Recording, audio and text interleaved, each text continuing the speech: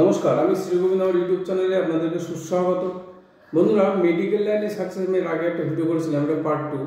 দেখবেন যাদের Lo Shu as per Lo Shu grade 9, 5 এবং 1, 3, 5 এবং 7 এই রোটা যাদের থাকে, অর্থাৎ প্লাস চিহ্ন যদি আসে, দেখবেন তাদের ক্ষেত্রে মেডিকেল লাইনে ভীষণ সাকসেস হয়। এবং যদি ডক্টর অফ মেডিসিন বা যদি সার্জিক্যাল কোনো কাজ করে বা যারা ওটি করে, তাদের ক্ষেত্রে কিন্তু ভীষণভাবে ভালো হয়।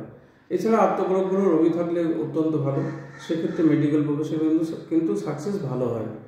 তা যারা মেডিকেল প্রফেশনে যেতে চাইছেন বা তাদের ক্ষেত্রে বলবো, দেখুন আপনার ডেট অফ বার্থে বা কোনো না কোনোভাবে লসু গ্রেডে 9, 5, 1 এবং 3, 5, 7 প্রেজেন্স আছে কেন।